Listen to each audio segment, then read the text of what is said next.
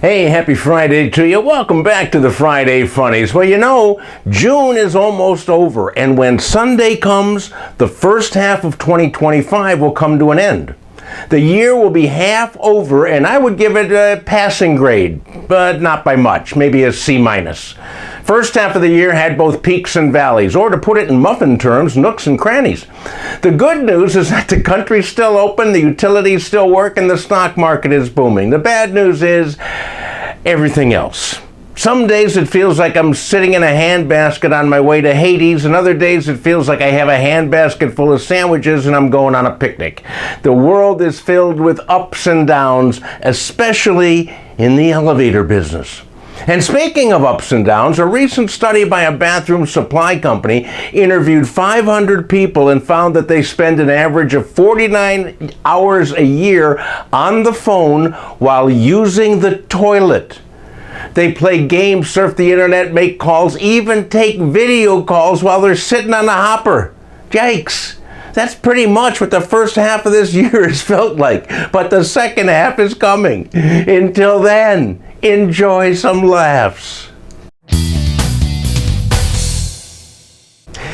In Chongqing, China, which I'm sure you can find on your map, there's a popular family resort called the Lehe-Ledu Lianggang Holiday Hotel.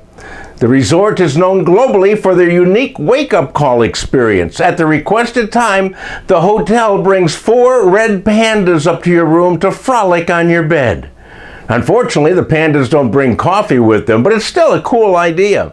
Unfortunately, the Forestry Bureau has asked the hotel to cease their panda wake-ups because pandas are protected animals and should not be kept as pets or employees. The hotel said they'll alter their wake-up policy, and now at the appointed time, they will come to your room and slap you in the face with a wet fish.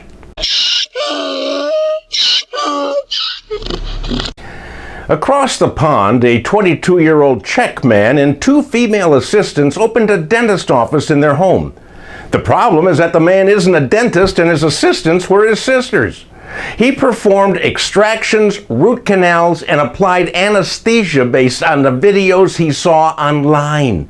His knowledge came from YouTube, and we all know how accurate that can be. All 3 people involved were arrested on a number of charges that could result in 8 years in prison, where they could possibly trade out some dental work for some prison tats. And they can use that time to reflect on the glory of being named Dumbasses of the Week.